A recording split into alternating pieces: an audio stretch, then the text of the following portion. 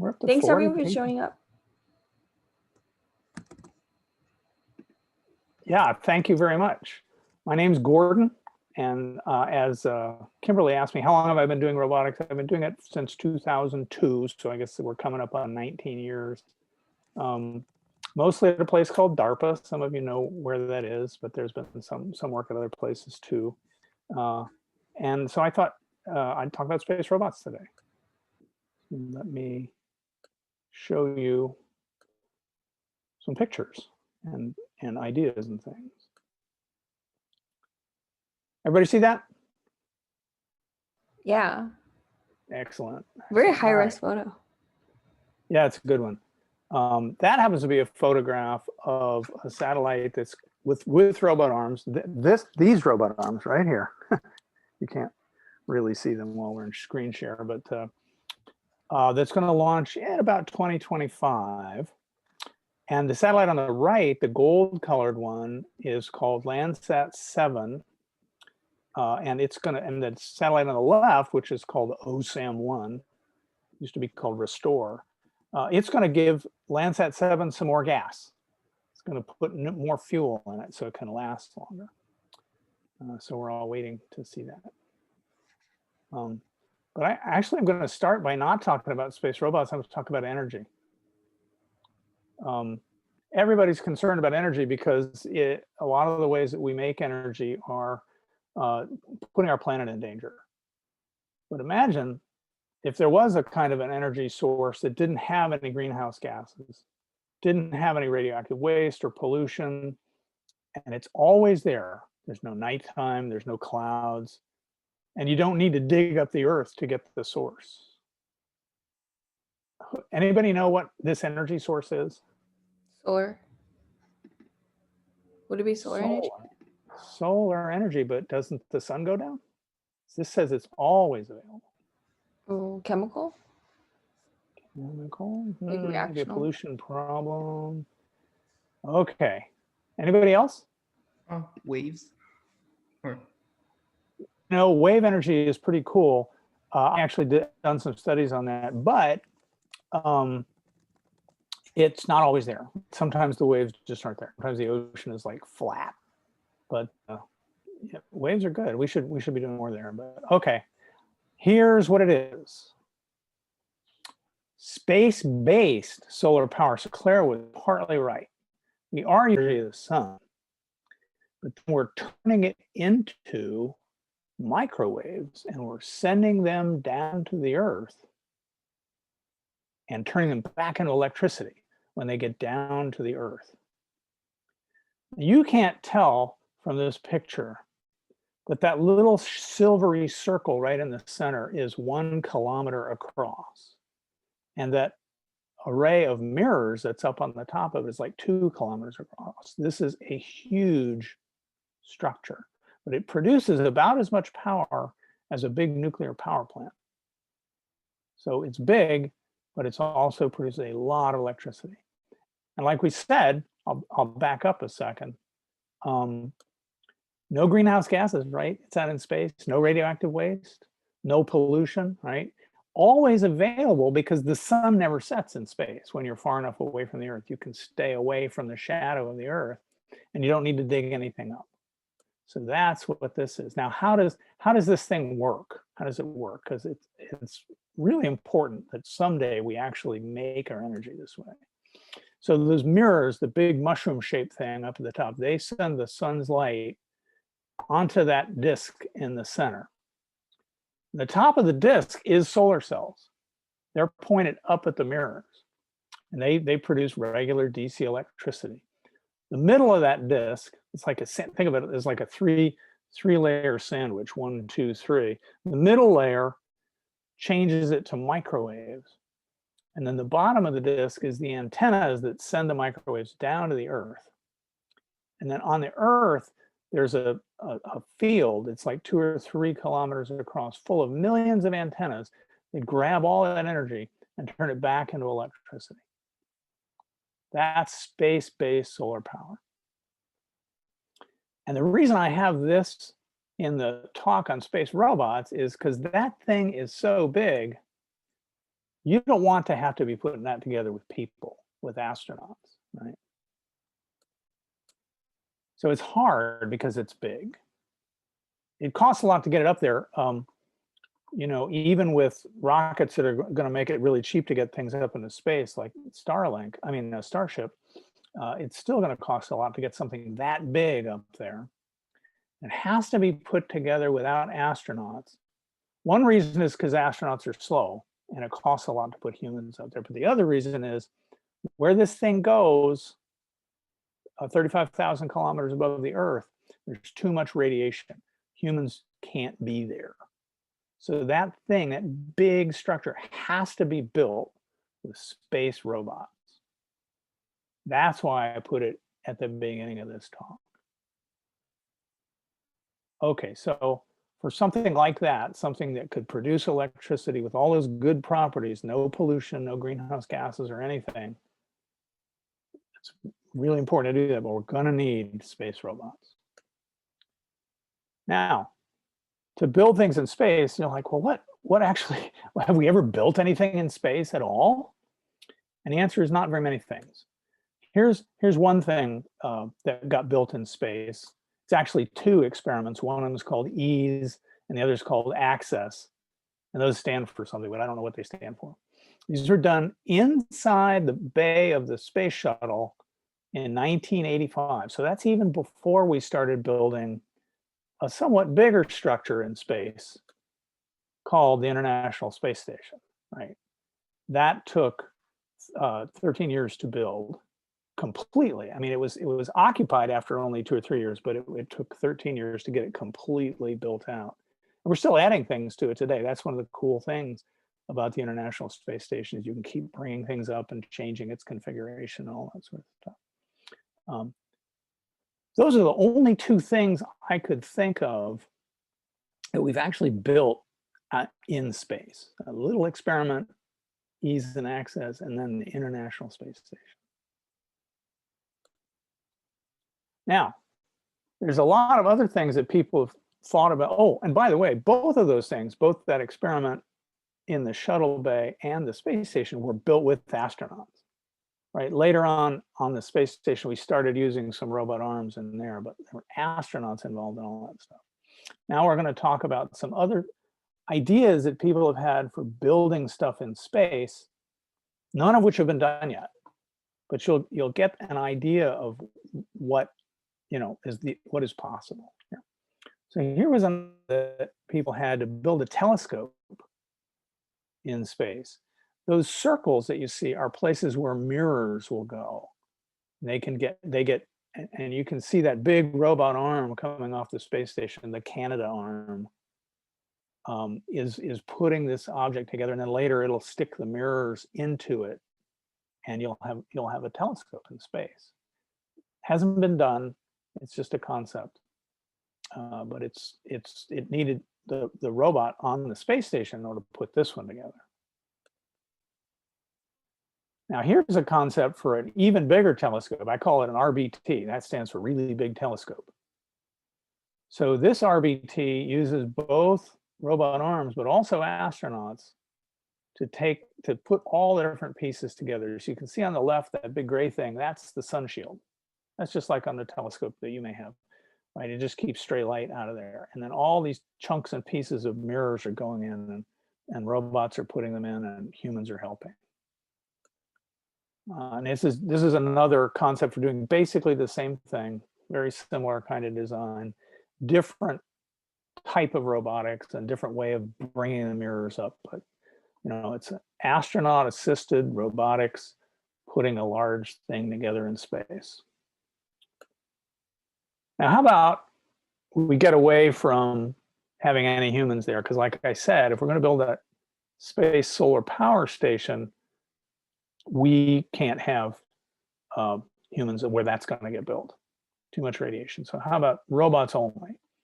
So this is just a cartoon, really, of a robot sticking some things together to make a bigger thing. Now, here's something that's a little bit less of a cartoon. That same thing that I showed you on the title slide, that satellite with the robot arms on it that's going to put fuel in the Landsat 7, is also going to bring this experiment up. This experiment is called Spyder. And again, that stands for something, but I don't know what. And Spyder is creating a big antenna out of little pieces. It is putting them together, and you can see on the back of the antenna these plates that hold the different pieces together. And it's all automatic, this assembly thing. So again, in the mid-2020s, this experiment is going to be the first really robot-only automated thing that's built in space. I'm really looking forward to this actually getting up there so we can see how this works. The bigger the radio antenna you have, the more efficient the communications, the more customers you can transmit to and that kind of thing. So this is going to be really important as we send more and more of our communications traffic through space. Here's another company's idea on how to do these big radio antennas. This is more like the way a Spyder builds its web, right? It has some ribs on it, and then it fills in between the ribs and that kind of thing. Again, we all understand in the communications business that the bigger the antenna you have, the more stuff you can do, more customers, and the more money your system makes. So a robot building a big radio antenna. Now here's another VBT, very big telescope, and it's, again, this one's being assembled only with robots. This particular drawing came out of JPL, a Jet Propulsion Laboratory there in Pasadena. A guy that I work with is the roboticist that actually showed how to do this in his lab. So he had machines that would put these sections of mirrors and trusses together. It worked. So maybe someday that's the way we're going to put together our next great big telescope. Okay, now here's something that's really huge. This is called a star shade. Have you ever tried to look at something like an airplane or a balloon or something that was real close to the sun? So you had to like stick your hand out or your thumb out to block out the light of the sun so you could see the thing that was next to it. Well, that's what this huge thing is for. You probably know that we've been discovering planets that aren't in our own solar system. They're light years away from us, tens of light years, hundreds of light years away from our solar system.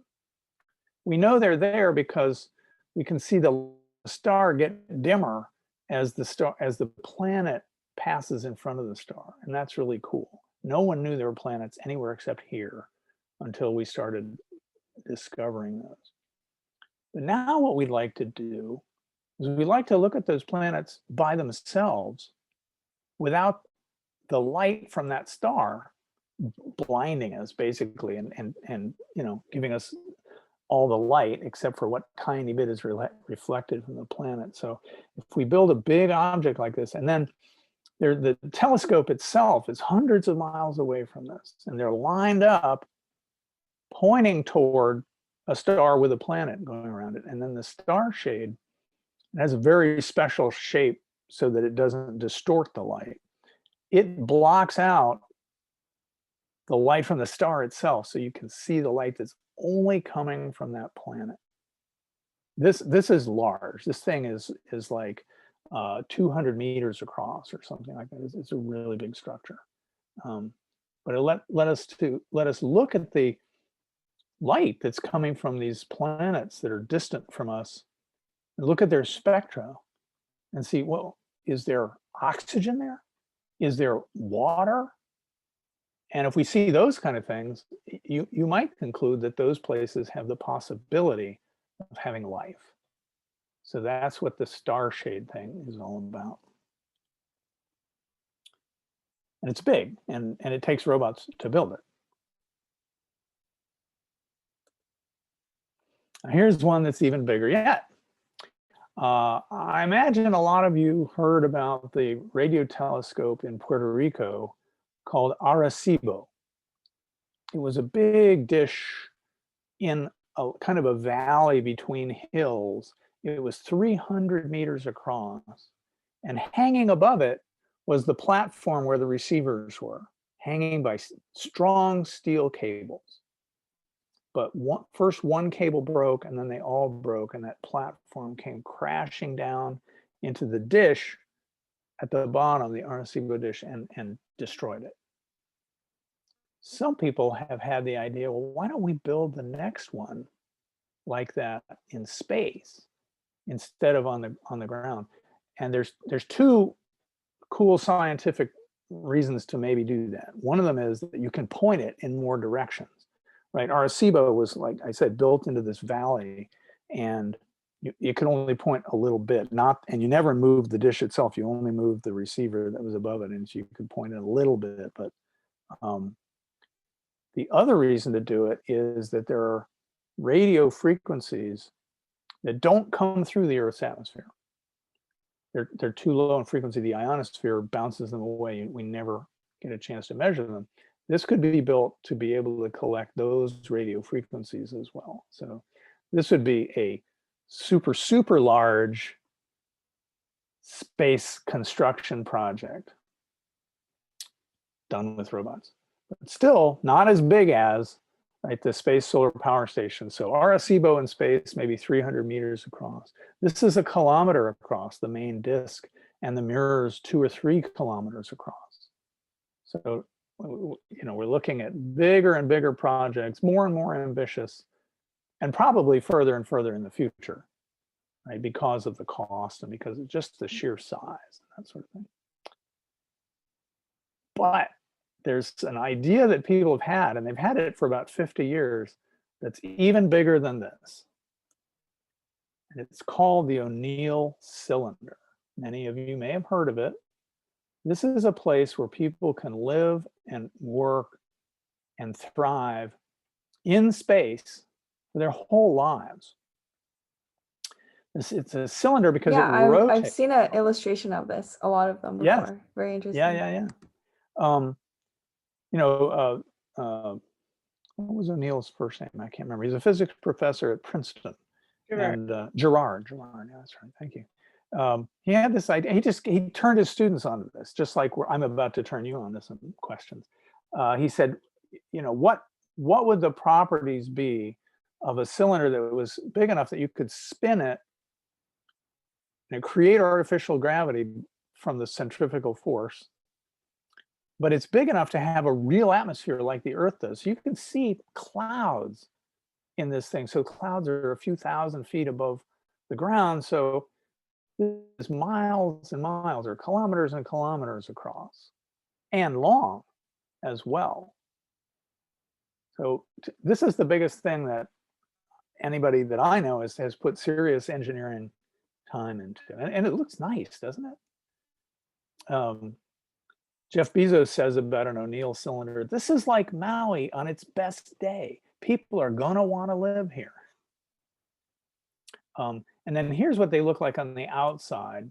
There are a lot of things to keep them stable. You can see that there are transparent parts that let sunlight in so you can grow food and stuff. And there are also solid parts that the light doesn't go through and probably provide some of the radiation shielding and that sort of thing. And those panels that stick out, I think, are also for some radiation shielding.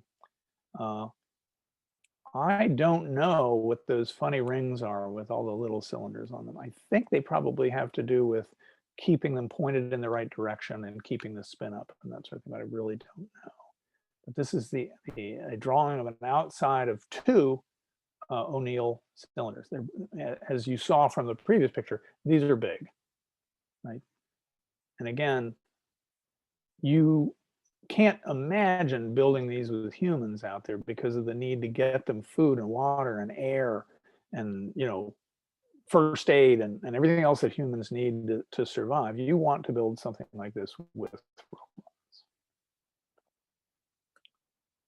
And to build any of these things, from the small radio antennas up to ONeill cylinders, you know, space-based solar power and that sort of thing, the robots have to do a lot of different things. Just like us building something, they have to get the parts from the store. What's the store? Well, it's some rocket that has brought the parts up there and it's in orbit with them. and they have to take them from the store to where things are actually being built. Then they have to do the building without without humans having to steer them every step of the way. You know, a lot of the robots like, now Claire was talking about a kind of robot that is autonomous, that it doesn't need any human inputs, but that's what we want these to be, because it takes a long time for the radio traffic to go back and forth, but it's just more efficient. Especially if you have 100 robots or 1,000 robots doing the building, you know, you don't want to have 1,000 people on the ground just helping them along, and it'd be a lot more efficient. But the robots also need to figure out if something's wrong. They get a part from the store and they look at it and, oh, it's bent. You know, oh, there's a connector missing. That you can go get another part from the store before you bring it all the way to the site and get ready to build it and that sort of thing. So the robot not only has to recognize that there's something wrong, but they have to fix it. They should be able to fix it by themselves. And this is an area where, you know, we need some scientific research done. How to teach robots to identify things that are wrong when they're in the job of building things, and then respond to it without turning to a human and going, I don't know what to do. Right. And they have to be very efficient. We don't want to have to bring tons and tons and tons of fuel out to these robots. So maybe most of the time they're crawling or they're attached to the structure, right? And they shouldn't drop anything. Now, drop's a funny word in space, since there's no gravity, there's no down. But releasing objects that are free floating in space, they become what's called space, and those can bump into other objects, which can not only damage those objects, but that creates even more space debris, and you know, pretty soon you have a real problem. So the robots have to have ways of not creating debris, not dropping anything. So if you're interested in this problem, these are some of the things you have to tackle to make this all work. All right, now here's somebody that's building something. You can see there's nails that hold this board. This guy has a way of figuring out if there's something wrong. He has a level in his hand. He's going to check to make sure that board is plumb, that it's vertical. And if it's not, he's going to adjust the structure to make sure that it's correct. He might have gone to the wood pile to get that board, and there might have been another board there that was cracked, and he didn't call his boss and say, what do I do? There's a cracked board. He put it aside, got another board, and kept going, right? Now he probably does drop stuff all the time. You know, he probably drops nails and probably drops boards and that sort of thing, but they don't go anywhere because of gravity and friction. And out in space, there's no gravity and no friction. And if you drop something, it keeps going. So there's a big difference between construction in space and terrestrial construction. But it's good to keep this guy in mind when you're thinking about, well, what are all the things that he has to know and do to frame a house? And then how do we get robots to do all that stuff? Now, he already knew what kind of connector to use, right? To connect this board to that other board, he used nails. Nails may not be the best thing in space, or maybe they are. That's another thing that we need to think about. That experiment that I showed you earlier, the one in the space shuttle bay, they had special connectors already figured out. So they knew how to do those. And of course, on the International Space Station, every one of those modules has a special connector that connects it to the next one. So just knowing what you're going to do to connect things is a challenge.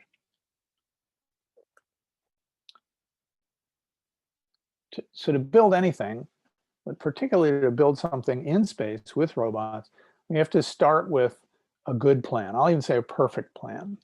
We need to know not only where everything goes, but when it goes there, right?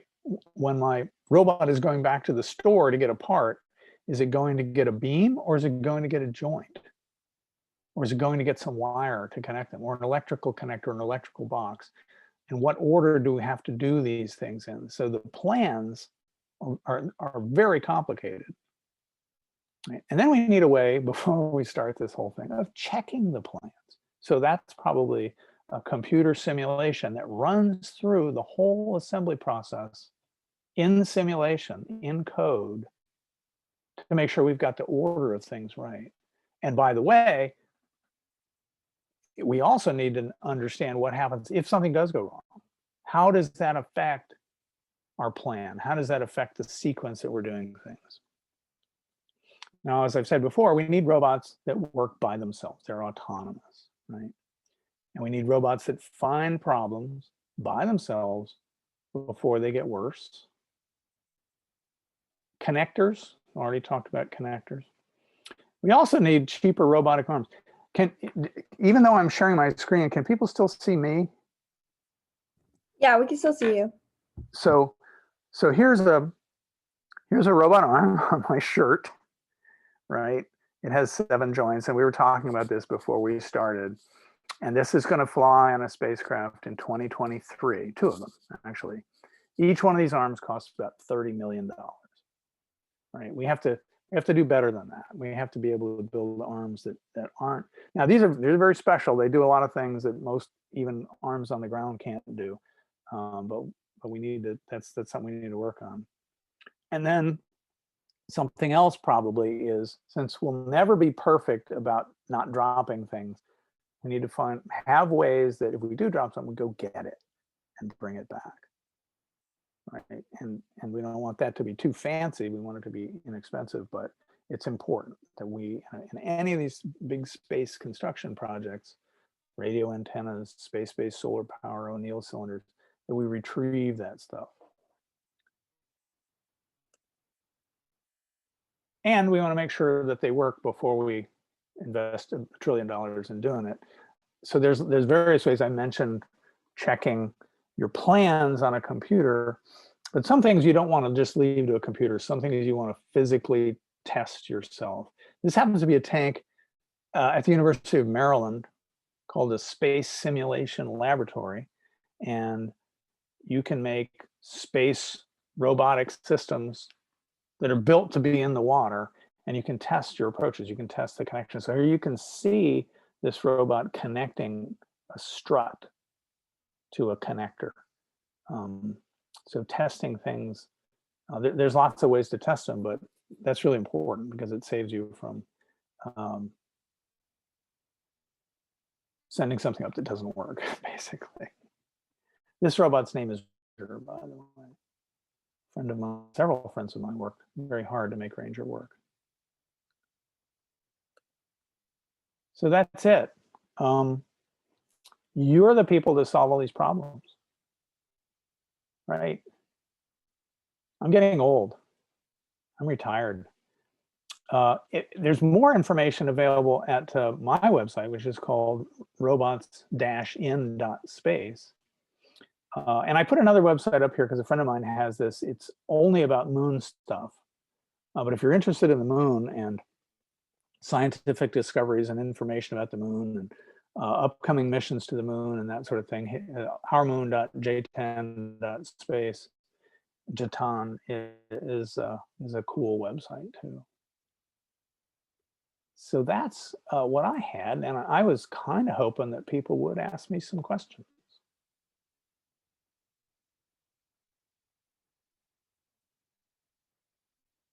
And I can stop sharing so I can see more faces.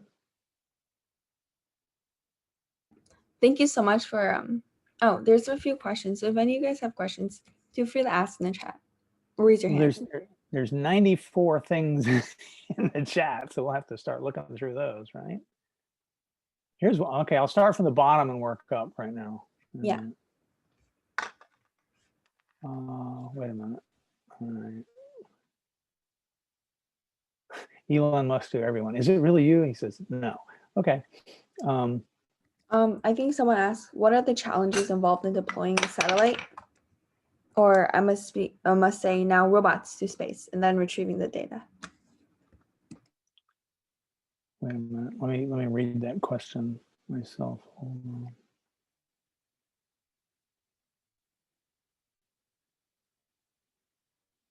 What are the challenges on deploying a satellite, or let's say now robots to space and then retrieving data? Yeah. So imagine a robot that was building something and it had some cameras on it, right? And you wanted to watch as it built to see if it's doing the job right, and that sort of thing. So you need to have a radio link or a laser link to send that camera images back to Earth. So every time you have video, unless it's compressed, you're talking about a couple of megabits per second. So you have to prepare, you have to make sure your system can support those kind of data rates. The particular project that's represented by the shirt that I have on, RSGS, it had 16 cameras on it, but we would only be watching 4 at any one time. And so we were planning on being able to send 10 megabits per second back to Earth. And that's from geostationary orbit, which is 35,000 kilometers above the Earth. It's not, you know, that's not nearly as much data as a lot of systems can send, but then it's not that big a satellite either. So that I think, hopefully that answered Kevalya's question. And Kevalya also asked, was this robot arm $30 million or $30 billion? No, it's $30 million, which is, you know, a fraction of the cost of the mission, but it's still a lot, right? And so we need to get that down. Let's see, who else? Do you think the space cylinder will actually be built and deployed? That's Drew asked that question. Not in my lifetime. I'm 67 years old, but I can imagine in a couple of centuries. And why you want to do that, I think the most important reason, instead of just planning to live on planet surfaces, is you can get 1G of gravity, right? So we've all grown up in 1G. Our bodies are built for 1G and that sort of thing.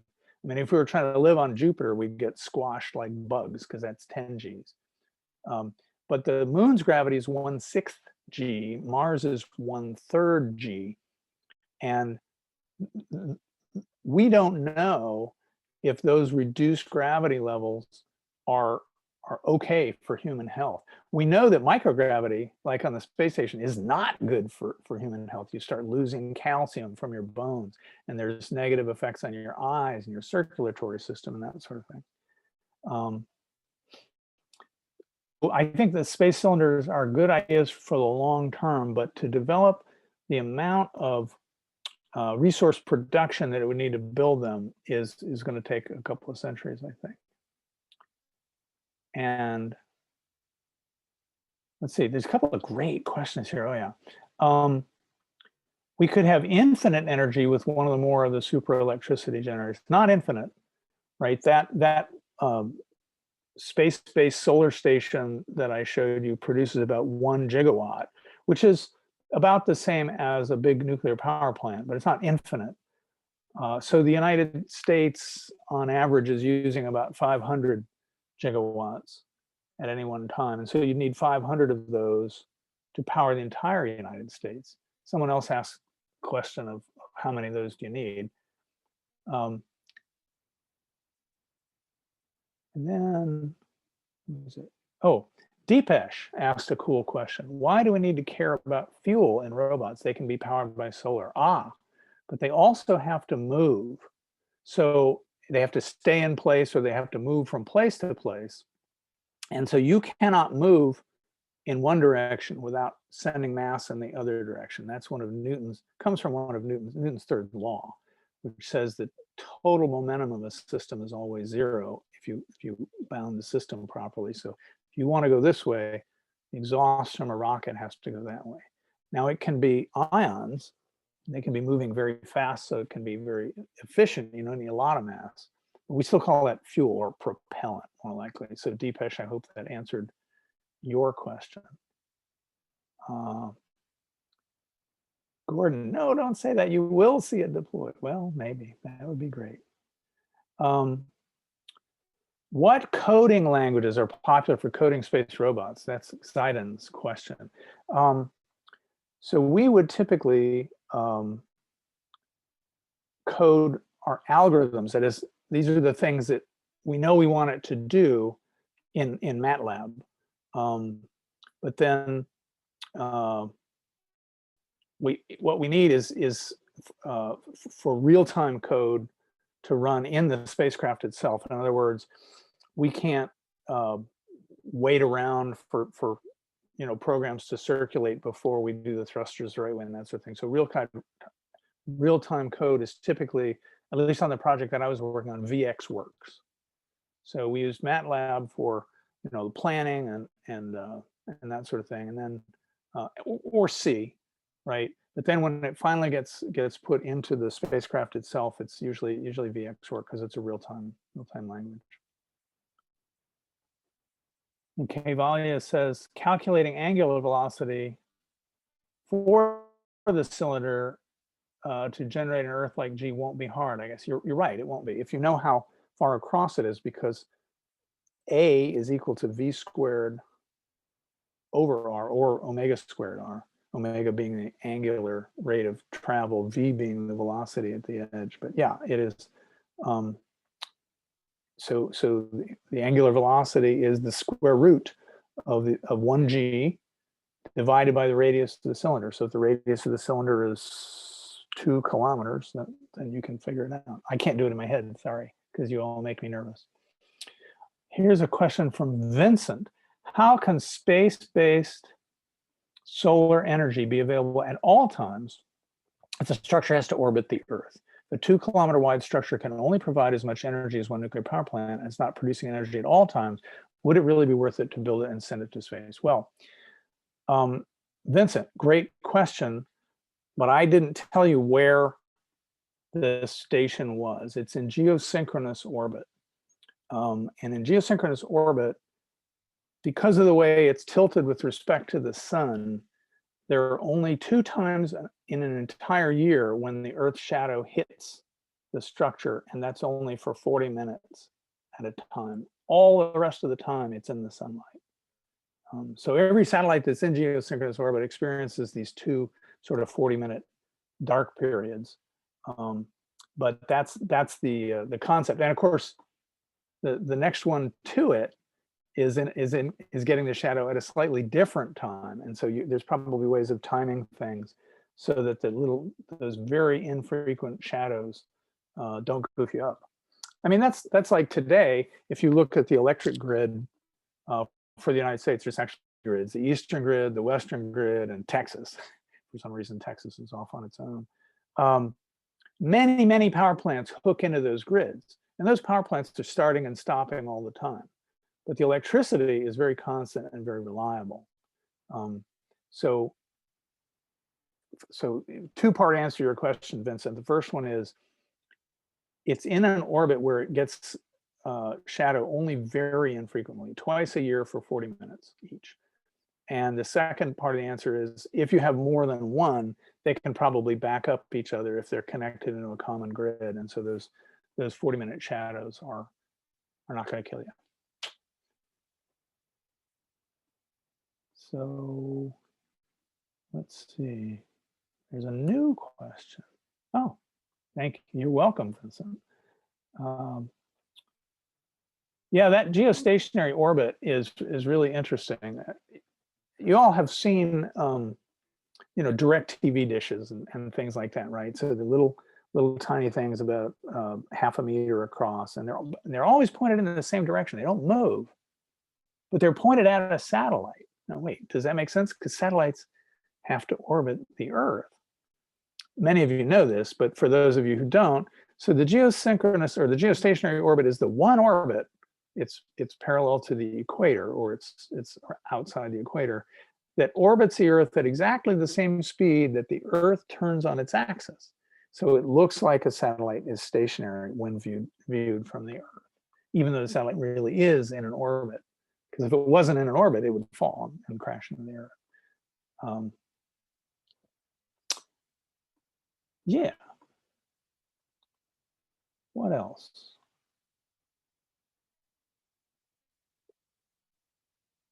Oh yeah. From aside, found the website for the Spyder mission. That's great. Segmented planar imaging. No, this that's not it. That's a different Spyder. Yeah, Spyder is a very popular acronym. So this one is, it's not an imaging detector. It is a radio reflector. And I think you could find it on the website of Goddard Space Flight Center or Maxar Technologies, because Maxar is actually building the pieces for it, and Goddard is the ones that are running the mission. But yeah, we use Spyder for an acronym much too often. It's true. Guilty. I was part of a program called Spyder one time, and that was an artificial intelligence program. It was completely different. Oh, I'm looking back to see if I missed any good questions.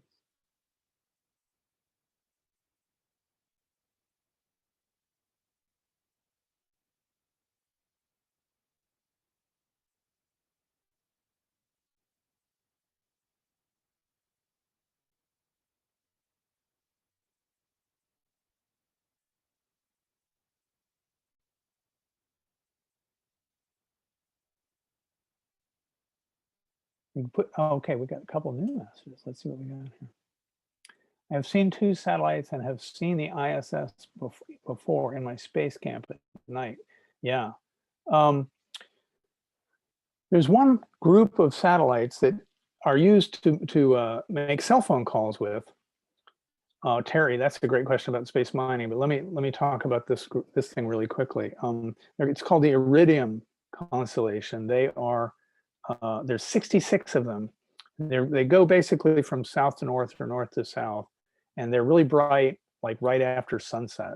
So if you look up toward the north, you might see Iridium satellites about once every 10 minutes. And of course, the ISS, there's a website where you can go and actually it'll tell you when it's going to go overhead. Terry asked the question, how would robots be created and specialized for space mining? So first, it's good to know that we already are doing some mining on the Earth with robots. So for example, out in Western Australia, there are huge copper mines that have, or is it copper or coal? I can't remember, that have big trucks and big shovels and cranes, no humans there at all. So doing that kind of thing on asteroids or on the moon is, we have some experience in how to do that. You have to look at some of the things that are different though. So you can't cool anything with air on the moon or an asteroid because they're in. So if you're generating heat from all the work you're doing electrically, you have to figure out a way to get rid of that heat. So that's a real tricky thing about any robot in space, but particularly ones that are doing a lot of work like mining. See, Leo asked, how high do you need to put the solar device in the orbit, and what is the expected life of it? So the altitude of that geostationary orbit that I talked about is 35,786 kilometers above the Earth's equator. So I happen to know that. And so if you go farther out, the objects slowly drift behind the Earth, and if you're closer, they get ahead of the Earth's rotation. And what is the expected life of it? Well, what you would probably do, nothing lasts forever, right? But you would probably build it so that other robots could come along and replace the parts. Like those mirrors are going to last, I won't say forever, but a long time. Mirrors are just aluminum and glass, or aluminum and plastic or something like that. So they're probably going to last a long time. But those things that convert, we do know that solar panels in space degrade over time. They get weaker. So maybe you have robots going along replacing those sandwichy things that convert the sunlight to microwaves. And so that way, and the structure is going to last forever. So you could make the expected life really long, Leo, but you would do it by replacing things over time. Hope that answered your question. Jad asked, are there satellites that shoot lasers? Well, when the word shoot makes it sound like a weapon, And there aren't any of those to my knowledge, but there are satellites that use lasers, and they use them for a lot of things. There are some satellites that are using them for communications, to send information down to the ground at very high rates, 100 gigabytes per second. There are satellites that use lasers to measure the Earth's atmosphere and get readings of various chemicals in the Earth's atmosphere and that kind of thing. And some of the satellites that are going to land on the moon will be using lasers to figure out how high they are above the moon and monitor that on the way down. Jad, I hope that answered your question. How much would you say that robots in space currently contribute to our world? Not very much. We are just at the beginning of the age of robots in space. You all are the ones who are going to make it grow from this little seed to the giant tree. The robots on the International Space Station are very helpful. They've made the space station much more efficient. They've allowed it to be assembled quicker and changed. The robot is used to change out batteries and other parts of the space station. So that's very great. The first really useful robot for servicing other satellites is this one right here, and it's going to be launched in 2023. I wish I had it. Oh, there's a picture of it behind me.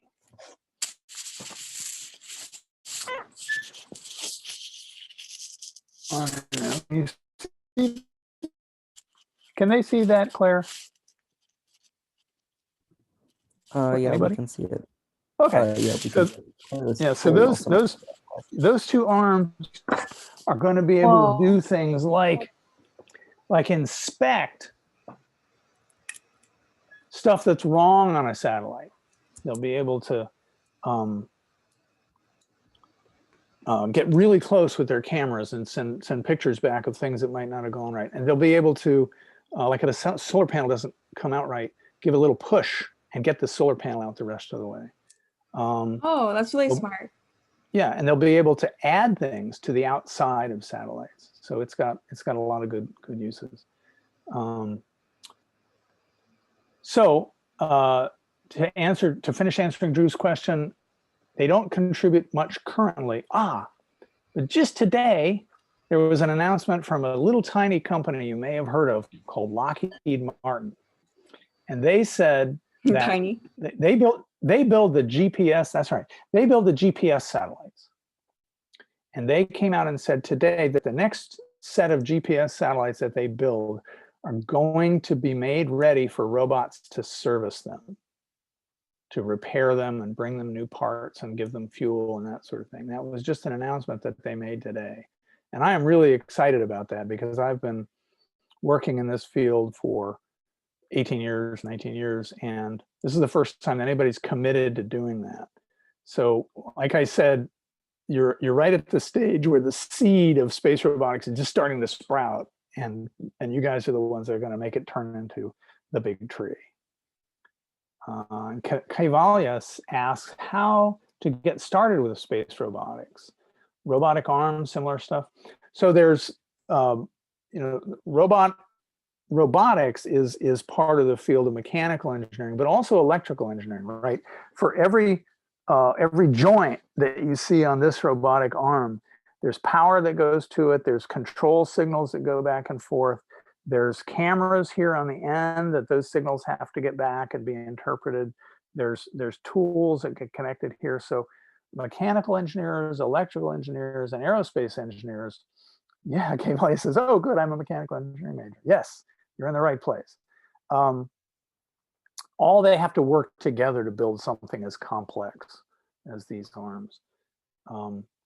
And I left out the software piece, right? Because we want this arm to be able to do some of the things it does by itself, right? Just like I was talking about those other construction robots building things by themselves. This arm will do things by itself, and you have to write the software that allows it to do that. It will reach out and grab the client satellite that it's going to be working on with no human helping it. It will do it by itself. So these cameras have to be able to interpret the images correctly, and the control software has to know if the client satellite starts moving so the arm can back out, all by itself, all with no help from humans. So there's a hardware piece, several hardware pieces, and there's the software to make it all work, to figure out if there's something wrong. So those are all those fields are ones that you can play in, you can be a part of. Gordon, I'd like to interject too. You know, you talk about all these different components, such as space-based solar power and all the robotics and stuff. And one of the things that helped me kind of get into this industry was the National Space Society, which I'm now a board member of. But you know, there we have John Mankins, and you know, it's just such a wealth of information too. So I suggest to everybody to kind of look into that. And you know, and then kind of from there, you know, I like how you're talking about the coding and stuff that needs to happen, the courses that we have to do. When you look at what's happening right now off world, we haven't had many changes to date. You know, you look at everything that our cell phones have, you know, it changes so rapidly. But in space, if you were to go to space right now, it hasn't caught up yet. And so we're at that tipping point. And I think well, that's one of the most important things about space robotics, is that they will be able to take up new stuff more quickly. You don't have to wait to launch a new satellite. If all you need is a new processing board, you'll be able to take it up and have the robot install it on a satellite and keep things more up to date in space. Yeah, I'm glad you brought that up. And let me ask, and by the way, there's a couple of organizations. The American Institute of Aeronautics and Astronautics has a conference coming up in November called Ascend, and I'll be putting together a session there. So that's something that students are perfectly free to join. Ascend, ASCEND. The National Space Society has the Space Symposium, right? Is that right, Chantel? Yep, we have our ISDC, International Space Development Conference. ISDC too, yeah. And space settlement design competitions. We do actually have our ONeill club as well. And, you know, there's a lot of different resources. So Claire, you know, this hackathon is a really fun way to bring so many new people together. Let me squeeze in the answer to one more question before we go. Monta says, how do you see swarm robotics be a part of space robotics? Well, if you're building something that's 1 kilometer across and you're doing it with 50 robots, that's a swarm, right? Maybe it's not a swarm that are free flying independently and that sort of thing, but I think that, you know, some of these projects that we're talking about are so huge that we have to think of swarms, and we have to think about how they talk to each other and don't bump into each other. So I definitely see that being a, you know, with the construction being the centerpiece.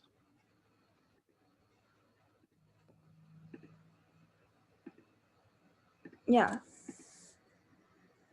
That makes sense. Yeah, I was just thinking about that. That makes sense. Somebody just said, close at 3 o'clock sharp. What will? I don't know. Neil posted something.